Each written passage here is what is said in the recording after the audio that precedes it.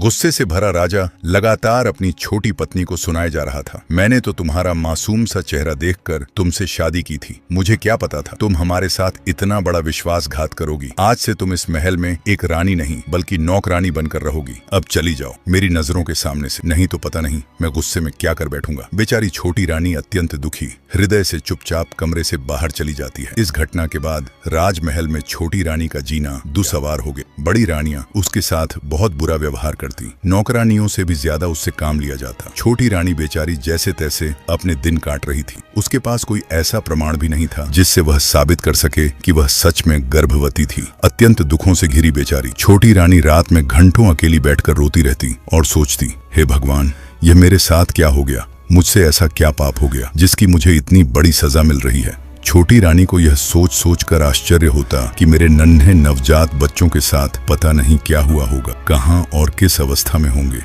वह पता नहीं जिंदा भी है या फिर काल का ग्रास बन गए। कई बार वह सोचती कि क्यों ना सब कुछ छोड़ छाड़ कर वापस अपने गांव में चली जाऊं और अपनी पहले वाली जिंदगी जीऊं। पर फिर उसे गांव वालों का ख्याल आ जाता कि कैसे उन सब ने उसे कितने अरमानों से राजा के साथ विदा किया था, कितने खुश थे पूरे गांव के लोग। अब वापस जाकर उन सबको क्या जवाब दूंगी, किस मुंह से अपने दुर्भाग्य की कथा उनको बताऊंगी। यही सब सोचकर वह गांव जाने का विचार त्याग देती है। ऐसे ही समय गुजरता गया। एक दिन राजा जय सिंह अपने राज दरबार में बैठा था। तभी उनके राज्य में स्थित एक छोटे से गांव का प्रधान उनके पास आता है और हाथ जोड़कर राजा से कहता है, महाराज, आज मैं आपके सामने अपने गांव की एक बहुत ही विचित्र घटना के बारे में बताने के लिए हाजिर हुआ हूं। यह घटना इतनी विचित्र है महाराज कि इसके बारे में आपको अवश्य पता होना चाहिए। राजा जय सिंह ग्राम प्रधान की बात सुन कहता है, कहो प्रधान जी, ऐसी क्या विचित्र घटना हुई?